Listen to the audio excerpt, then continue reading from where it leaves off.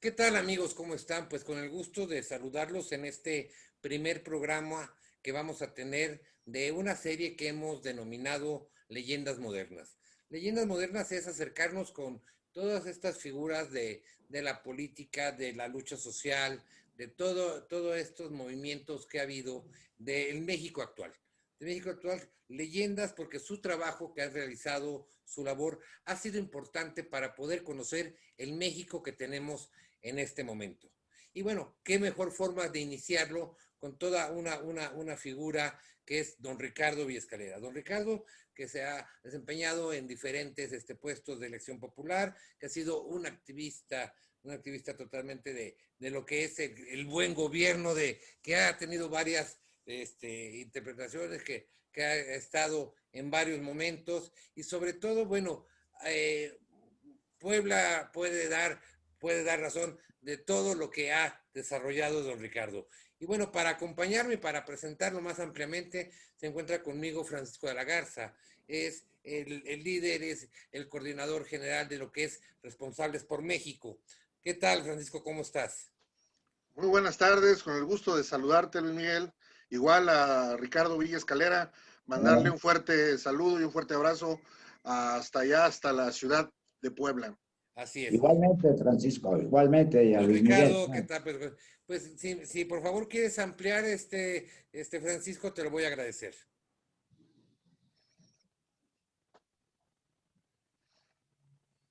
Por Sí, favor, cómo Francisco. no. Sí. Ricardo Villa Escalera nace en Puebla el 26 de agosto de 1936. Su primaria, secundaria y preparatoria lo cruza con los jesuitas en el Instituto Oriente. De carrera, ingeniero textil, que la cursó en Estados Unidos, estudió posgrados en economía en la Universidad de Oxford, en Estados Unidos también. En su carrera política, estuvo como alcalde en Puebla en 1983, diputado federal en 1985, participó para las candidaturas a gobernador en 1986, 1992, 1998 y 2018. En 2005 fue precandidato del PRD a la presidencia de la República. En 1996 fue candidato no aceptado a dirigir el Partido de Acción Nacional a nivel nacional. En su andar en la vida también cursó por la parte académica. Fue profesor de la Universidad de Buap, en la UPLA, en la UAPEP, de 1964 a 1978. Presidente de la Cámara Textil de Puebla y de Tlaxcala. Presidente del Consejo Coordinador en Puebla. Hombre del Año en 2003. Consejero financiero del Banco Oriente. Director general de la empresa El Triunfo, la más grande exportadora de hilos de México. Presidente de ADIEPEP, Asociación de Importadores y Exportadores de Puebla. Consejero de la CONCAMIN.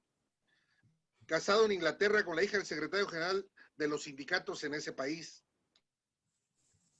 Hasta profesor también de la Facultad de Ciencias Políticas de la Universidad Popular en 1973, rotario, y al último, integrante fundador de Morena. La verdad es que con ese currículo, bueno, no hay mucho que podamos, ¿sí?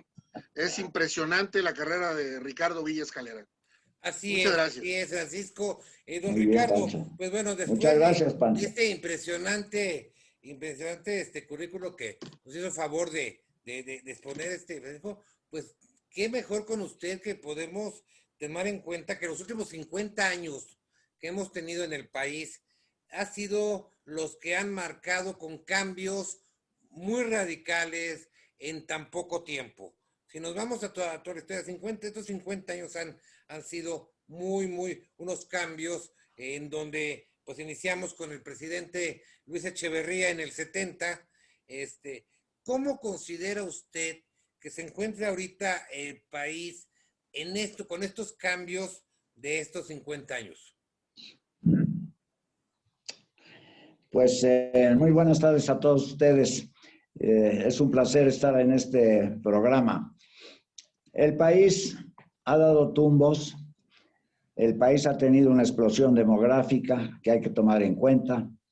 Cuando yo me casé en 1962, ¿verdad? Este año cumplo 59 años de casado, pues no creo que pasáramos de 40 millones de mexicanos.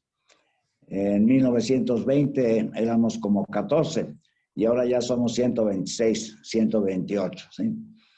Entonces no es de extrañarse que pues ha habido una gran presión para que toda esta población pueda desenvolverse bien, pueda tener empleo, pueda tener buenas condiciones de vida, etcétera, etcétera. Y sabemos que pues todo el aparato gubernamental en todos estos últimos años, a pesar del desarrollo estabilizador de Ortiz Mena, que empezó desde luego con Adolfo López Mateos, después con Díaz Ordaz, la avenida Echeverría que ustedes mencionan, ¿verdad? Yo participé en el año 73, ahí con los grupos de Monterrey, y bueno, pues desgraciadamente vimos lo que le pasó a don Eugenio Garza Sada, ¿verdad? El 17 de septiembre de 1973, el ataque que sufrió en esa época la clase empresarial por parte del gobierno del presidente Luis Echeverría, etcétera, etcétera, ¿sí? O sea que hemos venido saltando, y como diría don Daniel Cosío Villegas, al que tuve el gusto de invitar aquí a la ciudad de Puebla, precisamente y por casualidad del día que destaparon a López Portillo, pues en nuestro país ha habido monarquías sexenales y cada presidente ha entendido la realidad mexicana de alguna manera. Desde luego el PRI tuvo la ventaja de estar en la presidencia, como todos sabemos, 71 años. Y después pues entró al relevo el PAN y volvió al PRI y ahora tenemos a Morena. México no tiene un plan transeccional. México no está planeado a 10 años, a 20, a 30 años. No hemos sido capaces, no hemos querido llegar a un planteamiento de país, porque para eso se necesita mucho valor, se necesita mucho coraje, se necesita que otras alternativas, salvo las del plan, se descarten. Y el mexicano no le gusta mucho eso y es muy contestatario. Entonces, habida cuenta de que pues ya el partido hegemónico ya se fue, pues ahora andamos pensando qué es lo que va a suceder, ¿verdad? Entonces, todo eso nos ha llevado pues a acumular, entre otras cosas, muy lamentable, a 60 millones de pobres, ¿verdad? A tener más de 30 millones de personas en la economía informal, a no poder crear 1.300.000 empleos, que es lo mínimo que debemos de crear, y bueno, a tener una gran expulsión de mexicanos hacia los Estados Unidos, como todos sabemos. En la época de Fox, ya entrado el neoliberalismo, se estuvieron enviando, como se dice también, exportando a Estados Unidos 500.000 personas de México anualmente, ¿no? Y bueno, pues eso fue por el colapso de la agricultura, el colapso en las cadenas de producción, etcétera, etcétera. Todos sabemos, y lo ha repetido el actual presidente en numerosas ocasiones, que el crecimiento durante esta época que parte de Miguel de la Madrid, más o menos, ¿verdad? Porque él fue el que dio inicio al viraje. Yo estuve cuando él presentó su libro enfrente de él, ¿sí? Cambio de rumbo, para exigirle que debió de haber en su sexenio, del 82 al 88, logrado lo que nunca quiso, la verdadera democracia. Ustedes han mencionado que yo fui alcalde. No, en el año 83 yo arrasé con Puebla, como todo Puebla sabe, pero no fui alcalde. En el año 85 tampoco fui diputado federal. En el año 86 le gané al entonces el candidato del PRI, Mariano Piña Olaya, dicho por los propios priistas, pero no fui gobernador. Yo no he tenido ningún puesto público. Y en el 88, pues, ¿qué queremos? Remató de la Madrid con la cereza del pastel. En el caso de Carlos Salinas de Gortari, con el que hablé varias veces, y bueno, sencillamente ustedes saben que él, pues la verdad, no ganó esa elección. Todo México lo sabe, ¿no? Entonces, la verdad de las cosas es que nos ha costado mucho, ¿verdad? Ya en esta línea de pensamiento llegar a la democracia auténtica, sin adjetivos, como diría Enrique Krause, Y bueno, pues ahora López Obrador, afortunadamente, pues ya saben ustedes que el fraude electoral es un delito grave, sin derecho a fianza y con derecho a ir a la cárcel. A nosotros nos robaron las urnas, nos hicieron, bueno, la vida de cuadritos, se embarazaron también todas las urnas. Y yo considero que soy el papá, aunque ustedes no lo crean, de la urna transparente en todo México, ¿sí? Así de fácil. Porque pues el PRI, evidentemente, en cajas de cartón que nadie sabía lo que estaba dentro y además amarradas a las mesas para no poderlas pesar, embarazaba todas las urnas y ganaba las elecciones antes de la batalla, ¿sí? El Cid Campeador las ganó después de muerto, pero el PRI las ganaba antes de iniciar la batalla. Entonces, pues creo yo que, pues no sé, el futuro de México desgraciadamente es incierto. Hemos crecido, que era lo que yo iba, al 2.3%, habiendo dado clases de economía como 20 años o más. Bueno, pues ustedes comprenderán que todas las estadísticas del país las conozco. Y bueno, pues le deseo suerte, ¿verdad?, a Rogelio Ramírez de la O y demás, porque pues hay muchas formas de levantar la economía de México para que crezcamos al 6%. Fox dijo que al 7%, y total, nada de nada, ¿no? Todo ha sido una verdadera estafa. Y claro, cuando no hay harina, todo es mohina, ¿sí? Necesitamos crecer. Nuestra economía vale 1.2 trillones de dólares, ¿no? La economía americana vale 24 trillones. Nosotros somos el 5% de la economía americana. ¿Sí? El Producto Interno Bruto de la agricultura, a la contribución que hace desde que se inició el neoliberalismo, esto es muy importante, ha bajado su contribución, todo el sector primario, ¿no?, del 15% del PIB a menos del 5%. El sector secundario, ¿verdad?, de la economía también ha bajado, en donde están todas las manufacturas, ha perdido como 10 puntos del PIB. Y el sector terciario es en el que nos hemos recargado para sacar al país adelante, que ya tiene casi el 65% del PIB, donde están pues los servicios, ¿verdad?, incluyendo desde luego los financieros, etcétera. Pero de todas maneras son puestos de trabajo que no dan salarios muy altos, ¿no? Entonces hay que decidir si México quiere ser una gran potencia, si México quiere realmente invertir el 25% del PIB o el 30% o más. Cuando yo daba clases de economía, Rusia y Japón, creciendo al 8%, estaban invirtiendo el 30% del PIB. Ahorita estamos invirtiendo sobre el 19%, del cual pues como 17 son del sector privado, ¿verdad?, y 2 del sector público. El sector público ha quedado desmantelado, no tiene dinero, está invirtiendo muy poco. Y la política de austeridad de Andrés Manuel de no aumentar la deuda, pero pues no sé por qué está asustado, la verdad. Debemos 12 billones. Es el 45 o 50% del PIB, ¿no? Estados Unidos está arriba de 100% de deuda del PIB en su propio país, ¿no? Entonces, pues fácilmente podemos nosotros pedir 1 billón de pesos, que son 50,000 millones de dólares, y metérselos a la economía directamente, pesos, ¿verdad?, no dólares.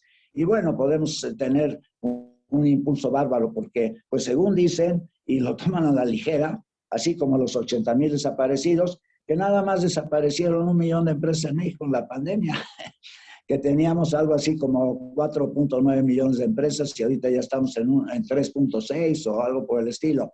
Ya esos números no sé ni quién los pueda creer o no creer, qué tipo de empresas, son realmente mini empresas, changarros, empresas medianas, empresas grandes, todo en general, ¿verdad? No ha habido apoyo, no ha habido estímulos, ¿no? El estímulo que ha dado el gobierno ha sido del 1,5% del PIB, cuando más. Y en cambio en otros países están entre el 10 y el 12% del PIB, ¿no? Entonces, bueno, pues ante ese panorama, pues ¿qué le espera a México? La verdad, si hemos tenido una pérdida del 8.5% en el año 2020, ahora se habla de que vamos a repuntar, etcétera, etcétera. Pero bueno, yo no creo en todo lo que dicen y aquí la salvación que da hasta vergüenza, ¿no?, es Estados Unidos. Su recuperación, la forma en que están creciendo, ya hubo un mes que aumentaron el empleo en 900,000 personas, otro mes en 850,000, aunque todavía tienen muchos desempleados, pero ya van caminando fuerte, pandemia o no pandemia, con un récord de muertes que es verdaderamente impresionante, no de más de 600,000. Y bueno, pues, ¿qué le vamos a hacer? Y ahorita realmente está la cosa muy complicada en todo el mundo con la tercera ola, porque no sabemos si seguir adelante en la expansión económica, ¿verdad? Vamos a decirlo así, o volver al confinamiento y entonces, pues en gran parte frenar la economía, no solamente nacional, sino desde luego mundial. Y esto va a ser otra tragedia para la humanidad, se puede decir Don Ricardo, así. don En Ricardo, fin, efectivamente, como usted lo este mismo menciona, ahí está este problema a nivel mundial, pero también tenemos un problema en el país con un discurso presidencial en donde pues tampoco pone un panorama atractivo para que puedan invertir, para que pueda uno querer arriesgar su dinero como emprendedor con alguna empresa, con alguna, desde hablar de pyme hasta grandes industriales. Entonces también eso es un problema que vemos muy serio, porque a nivel mundial, no, pero no. dígame. Pues, sí, mire, Luis Miguel, tiene usted toda la razón. Yo conozco muy bien el sector empresarial, ¿no? Sabemos que de 8 pesos que se invierten en México, 7 son del sector empresarial, que ha habido un distanciamiento que nunca debió de haber habido, ¿no? Que el día que el presidente dio su informe últimamente, el 1 de julio, un corte de caja, esa noche yo tuve el gusto de escuchar el programa Fórmula Financiera y entrevistaron a Carlos Salazar Lomelín, que es el presidente del CC a nivel nacional, como todos sabemos, y le preguntaron que qué había opinado. Y él dijo, primero no fui invitado, segundo no tengo ningún escrito y por consiguiente no sé, no puedo dar una opinión. Entonces, una de las personas más importantes del sector privado, en un hecho tan significativo, pues sencillamente no estaba, ¿no?, dentro de la jugada. Esto verdaderamente no nos lleva a ningún lado. Esa es la realidad, ¿no? Creo que pues debe haber una sinergia entre el sector público, evidentemente, y el sector privado. El sector privado es muy quisquilloso. El sector privado luego manda sus capitales al extranjero. En unas épocas los mexicanos tuvimos, yo no me incluyo, 90,000 millones de dólares fuera del país. En este asunto, antes de la pandemia y demás, porque el año 19 fue muy flojo y eso, sacamos del país 20,000 millones de dólares, ¿no? Entonces, pues la verdad que hay que saber tratar al sector privado, hay que darle los incentivos, la confianza, etcétera, etcétera. Si el presidente hubiera empezado por decir, voy a duplicar el PIB de este país en 6 años y todas las empresas van a aumentar su producción al doble, bueno, pues ¿cómo se podría pensar que estaba en contra de los empresarios, no? Tiene que hacer declaraciones muy puntuales, muy claras, porque lo que necesitamos, y no es por nada, pero es fabricar empresarios a razón de 5,000 o 10,000 por mes para que inicien empresas. El gobierno debe poner capital de semilla para esas empresas, capital de riesgo, y si fracasaron, etcétera, etcétera, ¿no? En las épocas de mi señor padre, en los años 30, se decía que una empresa para que se levantara tenía que fracasar primero 2 veces y a la tercera vez ya salía adelante. A mi papá le tocó toda la crisis del 29, etcétera, etcétera. En fin, es toda una historia muy larga y muy interesante. Entonces, hay que saber hablar al sector empresarial y también los empresarios deben de mostrar un nacionalismo realmente de primera, ¿no? No deben de estar jugando, no deben de estar buscando otras oportunidades, porque fuera de México me refiero, ¿no? Porque pues también si el capital lo hacen en México, pues es justo que lo inviertan en México. Y del asunto de los impuestos, pues ni hablar, otra equivocación del actual gobierno, ¿verdad? Nosotros debíamos de haber entrado con un presupuesto de 8 billones de pesos, así de fácil, no de 5 y demás. Y Andrés Manuel debió haber pedido la colaboración de todo el sector empresarial, ¿verdad? Que ahora pues la está dando a regañadientes. Ya sabemos que Raquel Buenrostro pues ha dicho que muchos impuestos no han sido pagados. Estamos ahí con 1,400,000 millones de pesos atrasados, que eso tampoco se vale. Y bueno, no le entraron a la cuestión de la reforma fiscal, o sea, los impuestos progresivos, etcétera, etcétera. No, tenemos que planear las cosas de otra manera totalmente diferente. En educación estamos a la mitad, estamos con el 4% del PIB, ¿no? Debíamos estar con el 8%, de acuerdo con estándares internacionales. En salud nos pasa lo mismo. Estamos en el 2.8 del PIB y deberíamos estar con el 6%. O sea que hay que hacer los presupuestos ahora sí que al revés. Perdón, No a ver don si Ricardo. tengo dinero, Mire, como sino habíamos cuánto comentado, dinero necesita, pues de plano, ¿no? El pueblo de México, a través de su gobierno, para resolver los problemas torales, ¿verdad? Que estamos mencionando, la educación, la salud y tantos otros más, ¿verdad? Por ejemplo, en ciencia y tecnología nos hemos atrancado, ¿no? Estamos en el 0.4% del PIB, mientras otros países ya andan en el 2,5%, el 3%, hasta el 5%. Entonces, si hablamos de que México y cualquier país va a triunfar a través de la sociedad del conocimiento, pues desde luego que no le estamos metiendo los suficientes recursos. Ahora, todo esto muchas veces no lo sabe el pueblo de México, no hay objetivos. Yo estoy seguro que si nosotros, por ejemplo, la masa salarial es del 26% del PIB, ¿no? En Estados Unidos es del 70%. Esa masa salarial tiene que aumentar en un sexenio al 40%. Entonces hay que hablar con los sindicatos, hay que tener un congreso de relaciones industriales, ¿verdad? Sindicatos y patronos todos juntos para ver cómo podemos aumentar obviamente la productividad de todo el aparato productivo y cómo podemos ir adelante. A mí me tocó negociar con los trabajadores de la CTM, de la FROC, de la CRON, en la cuestión textil, más de 60,000 trabajadores a nivel nacional. Y bueno, está muy bien, ¿verdad? Lograban aumentos del 12%, etcétera, etcétera, ¿no? Entonces, el pastel hay que agrandarlo y hay que repartir. bien, No don quiero Ricardo. excederme, pero hay muchos temas. Don Ricardo, sí, efectivamente, y como habíamos comentado, Díganme. vamos a hacerlo por secciones. Ahorita le voy a pedir a Paco que me ayude con un comentario Secciones. final en esta primera sección que estamos comentando, y también los invitamos para que la próxima semana sigan con nosotros continúen con esta plática, porque vamos a tratar un tema muy importante, que es precisamente lo que es la Fundación de Morena y cómo ve don Ricardo Villescalera a Morena en este momento. Francisco, ¿algún comentario, por favor? No, bueno, básicamente yo quisiera preguntarle a don Ricardo, después de lo que expresó, ¿consideras que el haber apoyado al mandatario López Obrador a llegar a la presidencia es un error o sigue siendo su aliado? Eso lo tendremos que ver Bueno, ahorita en el como siguiente. todo, hay... En el siguiente lo vemos. Vamos ahorita a No, como despedirnos, ustedes don quieran. Ricardo. Vamos a despedirnos y ¿Cómo seguimos no? con ustedes la próxima ¿Cómo no? semana. Seguimos adelante en la próxima cápsula. Encantado. Adelante.